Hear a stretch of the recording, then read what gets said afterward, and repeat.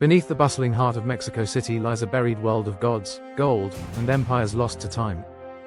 Today, we unravel the epic saga of the Aztecs, a civilization that rose from a swamp to dominate Mesoamerica, and collapsed in flames. Strap in for a journey through 200 years of triumph and tragedy.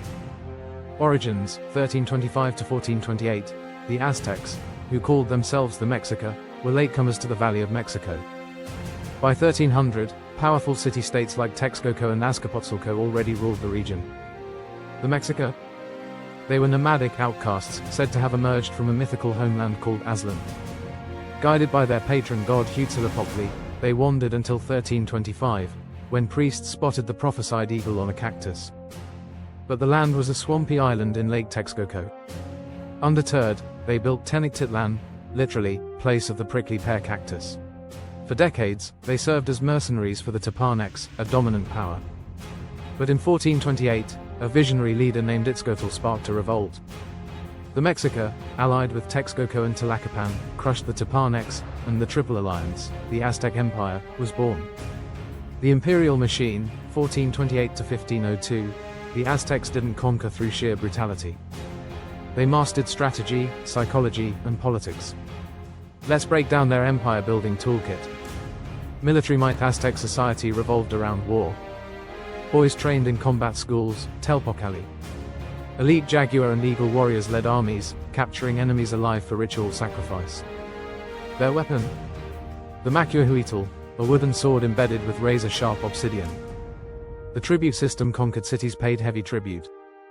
The Codex Mendoza records 38 provinces sending gold, cotton, and even live eagles to Tenochtitlan. This wealth funded grand temples and festivals, but also bred resentment. Religious terror. The Aztecs believed the sun god Huitzilopochtli needed human blood to battle darkness.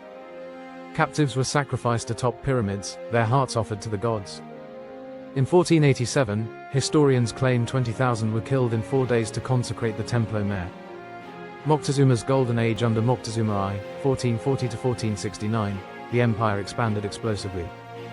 Tenochtitlan became a Venice of the Americas, with aqueducts, zoos, and a market so vast, Spanish conquistadors compared it to Rome. Society and culture. Class structure. Aztec society was a pyramid. At the top, the Tlatoani, emperor, and nobles. Below, priests, warriors, and merchants. At the base, farmers, artisans, and slaves, often war captives. But mobility existed. Commoners could rise through military valor. Education and innovation. All children attended school. Nobles studied astronomy and philosophy at Carmcax. Commoners learned trades at Telpocalis.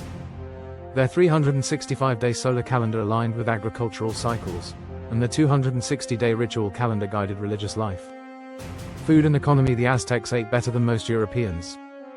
Staples like maize, beans, and squash were grown on Chinampus, floating gardens fertilized with lake mud. Chocolate, a luxury, was drank spiced with chili. And yes, they invented guacamole. The fall, 1519 to 1521, the omen in 1517, Moctezuma II heard rumors of floating mountains, Spanish ships. Priests reported omens, comets, temple fires, and a weeping woman, the goddess Huacotl, foretelling doom. Cortés Gambit Hernán Cortés, a cunning Spanish captain, landed in 1519 with 500 men. He exploited Aztec enemies like the Tlaxcalans. His secret weapon? La Malinche, a Nahua woman who translated and strategized for him. The siege. Cortés entered Tenochtitlan as a guest, but tensions exploded in 1520 during the Tlaxcatl massacre. The Spanish fled on La Noche Triste, Night of Sorrows, losing hundreds.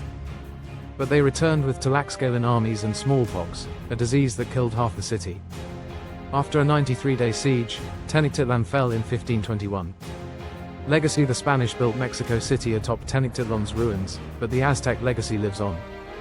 Nahuatl words like tomato and ocelot entered English. Millions of Mexicans carry indigenous ancestry. And in 1978, workers accidentally rediscovered the Templo Mayor, reminding us that empires may fall, but history never dies. If you're fascinated by the clash of empires, smash that like button and subscribe. Let me know in the comments, should we cover the Inca next? Thanks for watching, and remember, history is never just black and white.